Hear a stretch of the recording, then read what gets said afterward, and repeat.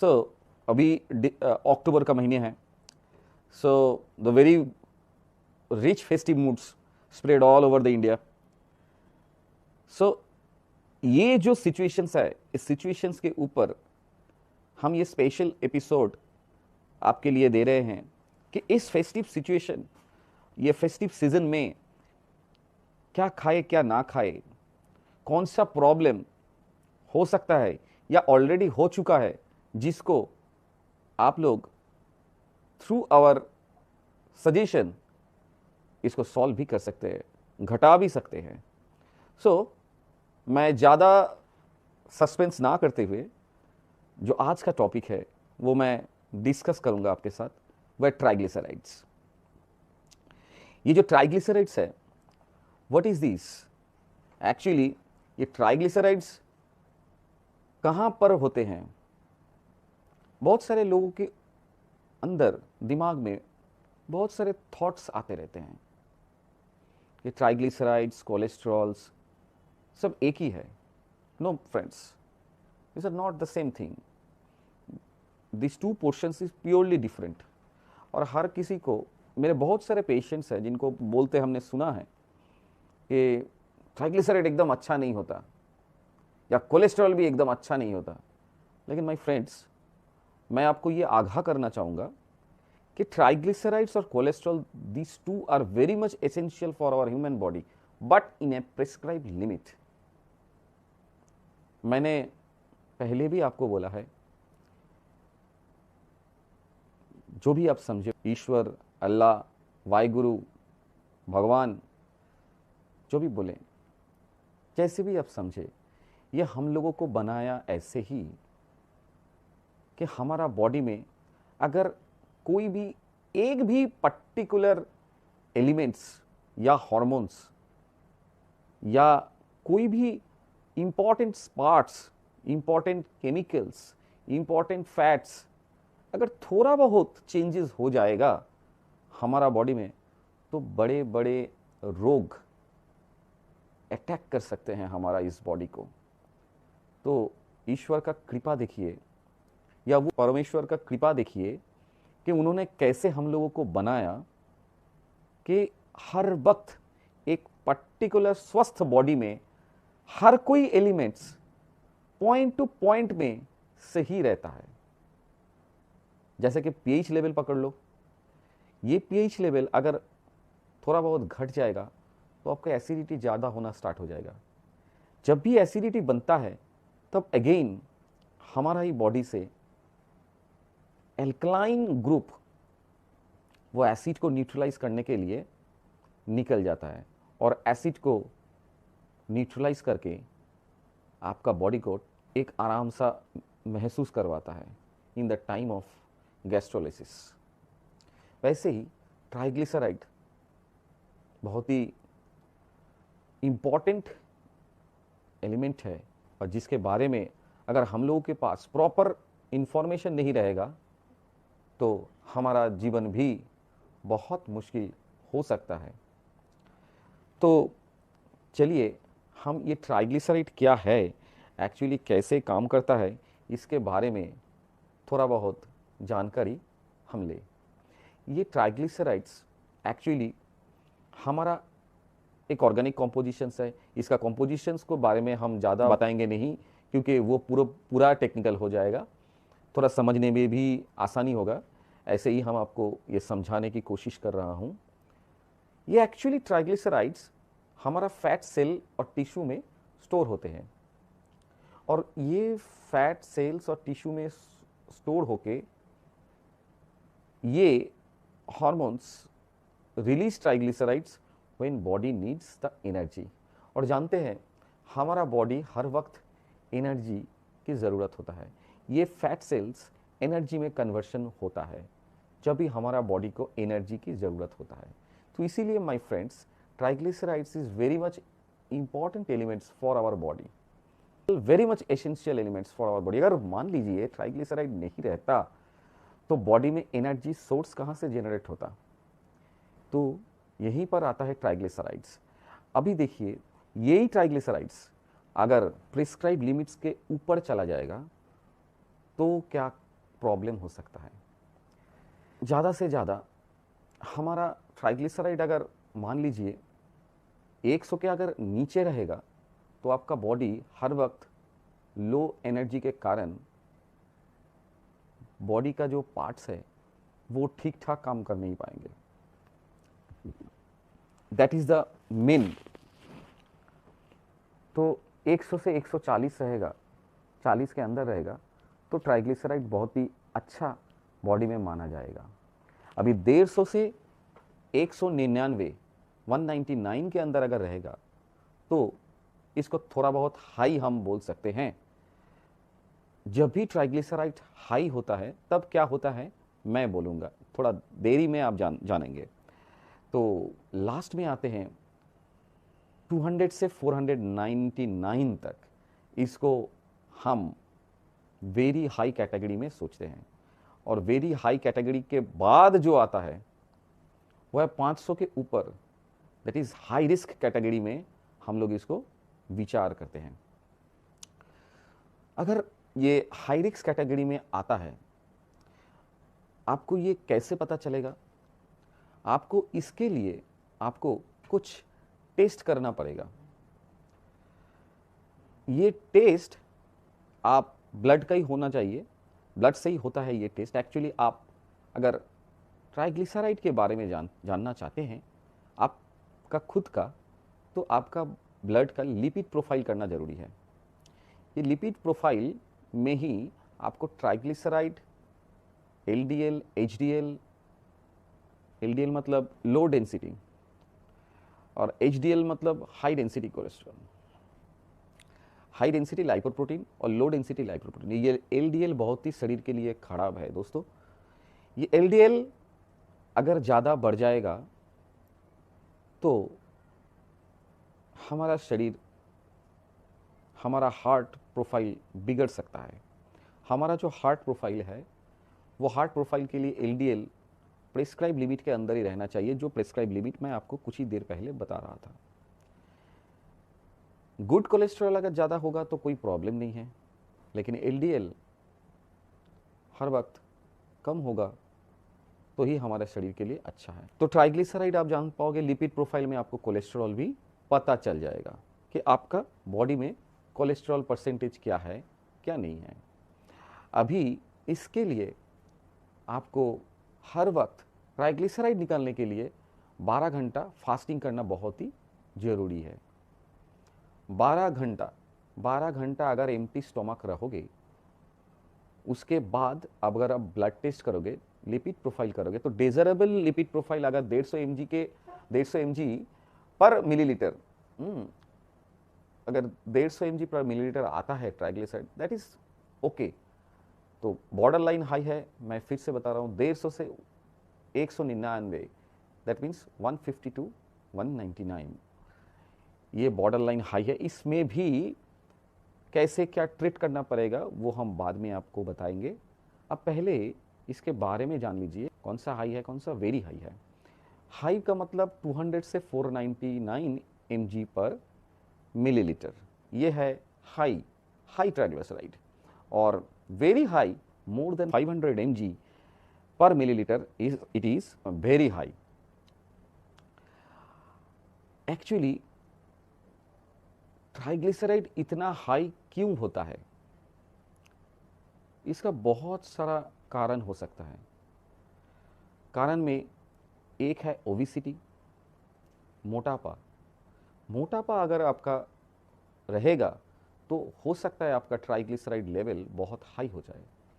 Sedimentary lifestyle, poor diet controls, उसके बाद alcoholism और भी छोड़ के बहुत कुछ हो सकता है।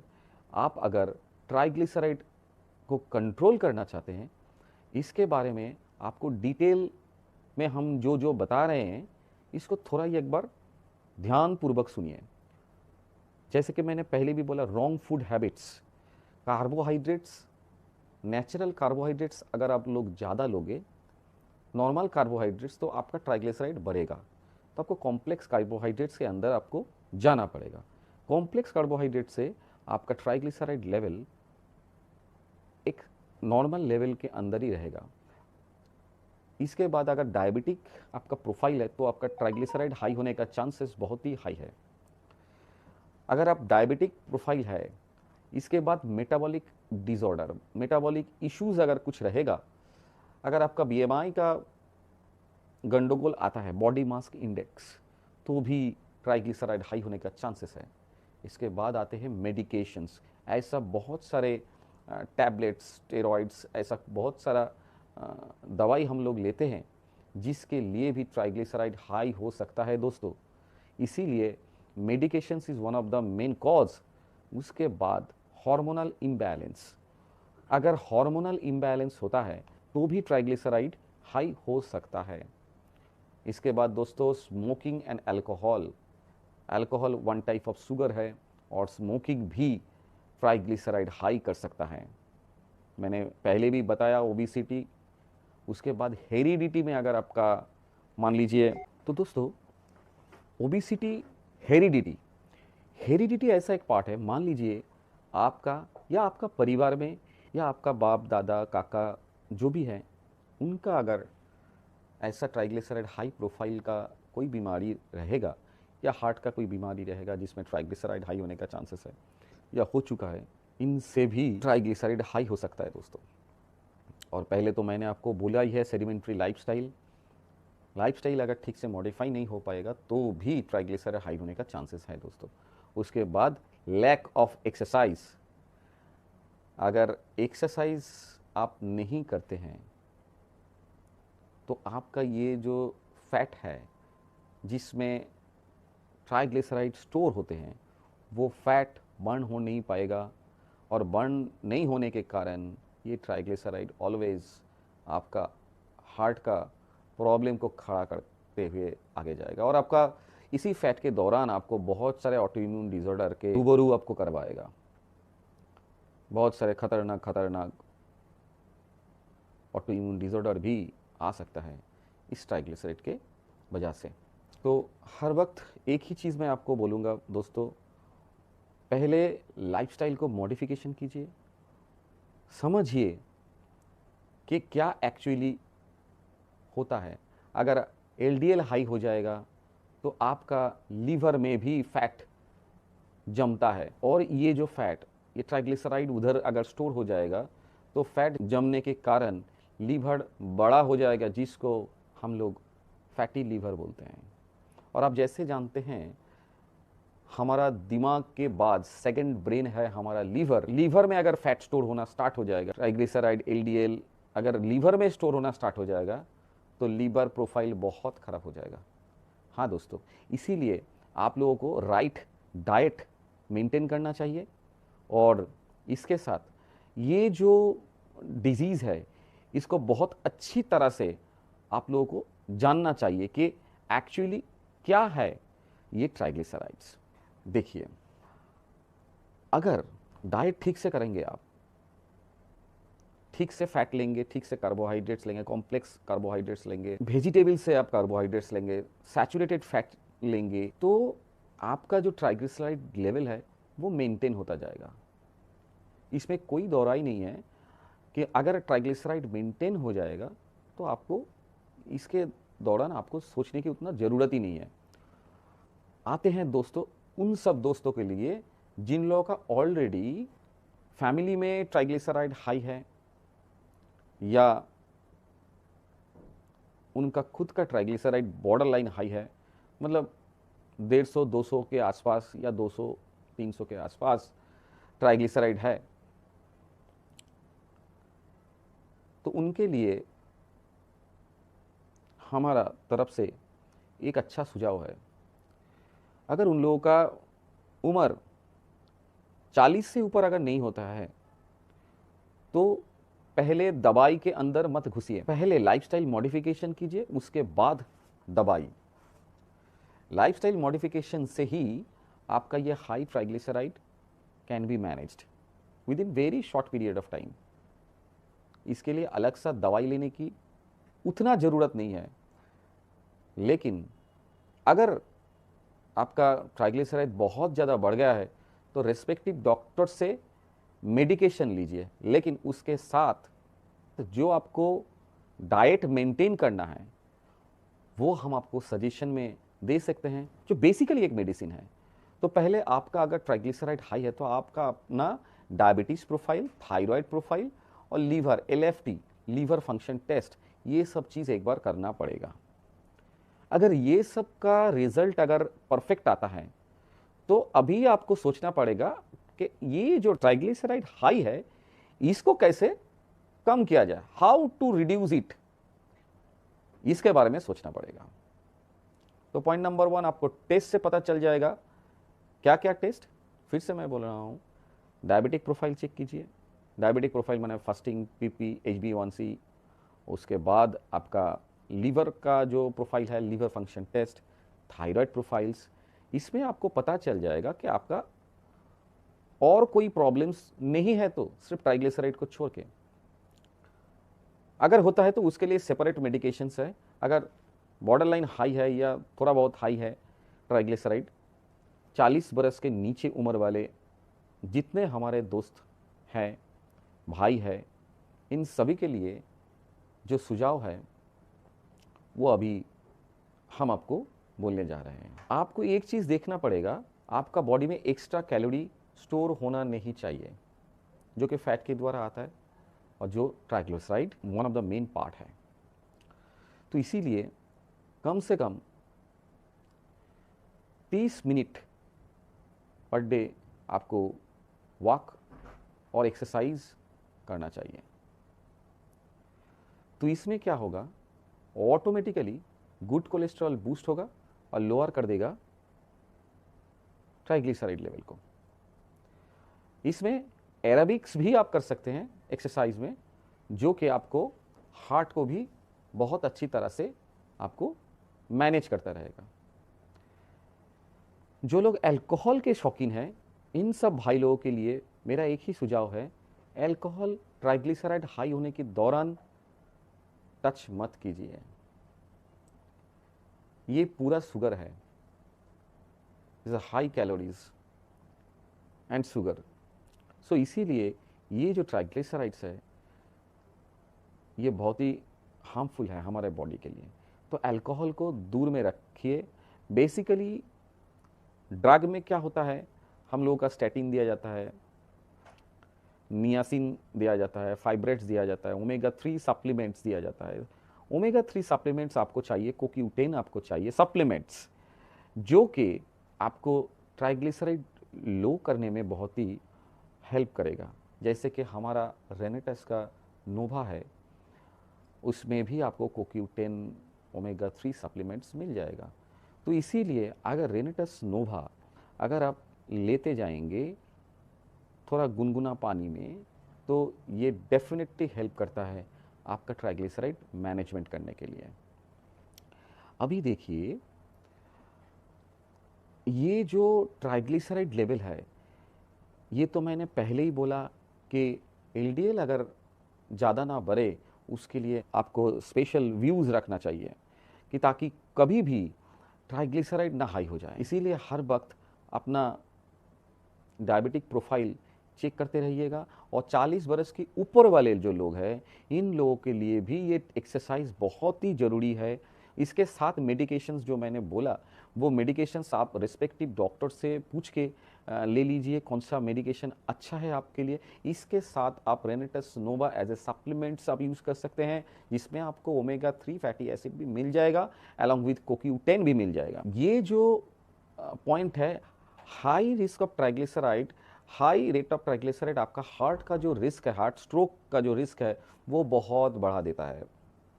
अभी एक चीज़ देखिए, ये एक्चुअली जो ट्राइग्लिसराइड्स है ये खुद ब्लड में नहीं जा सकता। ये ट्राइग्लिसराइड अकेला ब्लड में नहीं जा सकता, क्योंकि इसको ब्लड में कैरी करने के लिए जो कैरियर चाहिए वो है लाइपोप्रोटीन। ये लाइपोप्रोटीन क्या करता है, ब्लड में ट्राइग्लिसराइड को लेके फैट में स्टोर कर देते हैं। उसके बाद फिर से खाली लाइपोप्रोटीन फिर से बॉडी में आके जहाँ से फिर से ट्राइग्लिसराइड मिलता है उसको ब्लड में लेते हैं, और लेने के बाद फिर से जाके जहाँ जहाँ पर भी फैट स्टोर हो रहा है, वो चाहे लीवर में हो, चाहे आर्टरी में हो, जहाँ पर भी है, तो वहीं पर जाके इसको स्टोर कर देते हैं। ये ही आपका एक्चुअली आर्टरी के लिए भी बहुत मतलब ख़राब चीज़ है, क्योंकि आर्टरी में भी जब तक ये ट्राइग्लिसराइड ज़्यादा स्टोर होगा, आर्टरी धीरे धीरे धीरे धीरे बंद होना शुरू होगा, और जैसे ही आर्टरी का मुंह बंद होने का कगार में होगा तो ब्लड फ्लो कम हो जाएगा और हार्ट अटैक आ सकता है। हाँ दोस्तों, इसीलिए हार्ट अटैक का चांस बहुत बढ़ जाता है, specially high level of bad cholesterol. तो दोस्तों, आपको तो मैंने बता दिया कि लाइपोप्रोटीन ही ट्राइग्लिसराइड को कैरी करता है और फैट में जाके स्टोर करवाता है। अभी देखिए कोलेस्ट्रॉल क्या चीज़ है। कोलेस्ट्रॉल हमारे बॉडी के लिए बहुत ही अच्छा है। ये कोलेस्ट्रॉल हर वक्त ऐसा नहीं है कि खाने से ही हमको मिलता है, क्योंकि हमारा बॉडी इंटेस्टाइन से भी बनाता है ये कोलेस्ट्रॉल। ये कोलेस्ट्रॉल बहुत ही अच्छा चीज़ है हमारे बॉडी के लिए, लेकिन एक सर्टेन लेवल तक। High cholesterol again heart risk बढ़ा देता है, क्योंकि ये कोलेस्ट्रॉल बहुत ही चिपचिपा पदार्थ है जो आर्टरी के वॉल में स्टोर हो जाता है, और होने के कारण आर्टरी भी धीरे धीरे धीरे धीरे मोटा होना शुरू होता है और उसमें ब्लड ठीक से नहीं जा पाता और प्रॉब्लम खड़ा होता है। आप तो जानते ही है प्रॉब्लम क्या होता है। हार्ट अटैक हो सकता है, हाई आपका ब्लड प्रेशर भी बन जाता है, ओबेसिटी बन जाता है, बहुत कुछ प्रॉब्लम्स आपका होता है। इसी में ही आपको चाहिए सिंपल एक्सरसाइज, जो मैं पहले भी बोल रहा था आपको। एक्सरसाइज में क्या होता है, वो जो स्टोर फैट है वो बर्न हो जाता है। वो बर्न होने के कारण 30 मिनट का अगर पर डे एक्सरसाइज आप करोगे तो आपका देखिएगा ये जो स्टोर्ड फैट है ये एनर्जी में कन्वर्ट हो जाएगा और ये फैटी एसिड ग्लिसरॉल में कन्वर्ट होके निकल जाएगा। तो बॉडी में कभी भी फैट स्टोर करना ठीक नहीं है। अभी ये जो मैंने पहले भी आपको बताया कि लाइफस्टाइल में डिसऑर्डर के कारण आ सकता है। उसके बाद आप लोग जो खाना ले रहे हैं वो खाना ठीक से नहीं लेने के कारण भी ट्राइग्लिसराइड हाई हो सकता है। इसीलिए खाना को ठीक से लेना बहुत ही ज़रूरी है। तो चले आते हैं अभी फाइनल लेवल पे कि देखिए कौन सा चीज़ ट्राइग्लिसराइड हाई करता है।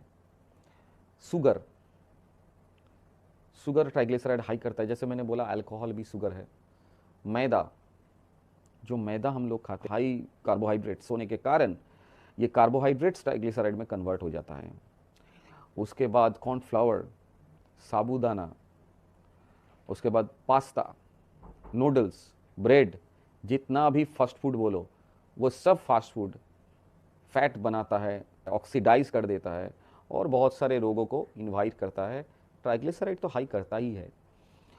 तो इसके लिए जो कॉम्प्लेक्स कार्बोहाइड्रेट्स का ज़रूरी है, जो मैं बार बार ही बोल रहा था, ये कॉम्प्लेक्स कार्बोहाइड्रेट एक्चुअली है क्या? एक्चुअली है whole wheats flour, multigrain flour, millets flour, oats, quinoa, दलिया, मिलेट्स, ये सब कॉम्प्लेक्स कार्बोहाइड्रेट्स है जो कि प्लांट से आते हैं। इसके साथ अगर आप राइट प्रोटीन लेना चाहोगे तो वॉलनट्स है, आलमंड्स है, फ्लैक्सीड है, चिया सीड है। ओमेगा 3 के लिए साल्मन, टूना फिश है, सार्डिन्स है। इसके बाद आप अगर एक ही चीज़ देखोगे तो रेनेटस नोवा है जो हाई रिच ऑफ ओमेगा 3 है। तो ये ओमेगा 3 बहुत ही गुणकारी चीज़ है। वेजिटेबल्स के अंदर क्या ले पाओगे? पालक ले पाओगे, मेथी, drumstick, radish leaves, other green vegetables, tomato, pumpkin, capsicums, antioxidants बहुत सारे हैं फ्रूट्स में, वो आप ले सकते हैं डार्क और ब्राइट कलर का। उसके बाद इनसॉल्युबल फाइबर, जो मैंने पहले भी बताया था आप लोगों को, ये इनसॉल्युबल फाइबर में आता है भिंडी, carrots, beet roots, apple, watermelon, grapefruit, guava, lemon, sweet lime. ऐसा जो वेजिटेबल्स एंड फ्रूट्स है ये आपको ट्राइग्लिसराइड को काफ़ी हद तक रोकने में बहुत ही गुणकारी है। अभी चले आते हैं, क्योंकि आप जानते हैं ये मेटाबॉलिज्म के कारण भी लंग्स, लीवर फंक्शनिंग अगर इफेक्ट होता है तो भी ट्राइग्लिसराइड हाई होने का चांसेस है। हाँ दोस्तों, मैं एक्चुअली टारगेट्स कर रहा हूं स्मोकिंग के ऊपर। Nicotine is very much injurious for your lungs health. हाँ दोस्तों, बहुत ही खराब है, एल्वियोलाई बहुत ही खराब कर देते हैं। उसके बाद अल्कोहल लीवर को भी बहुत डैमेज करके छोड़ देता है। इसीलिए इन सब चीज़ों से दूर रखिए।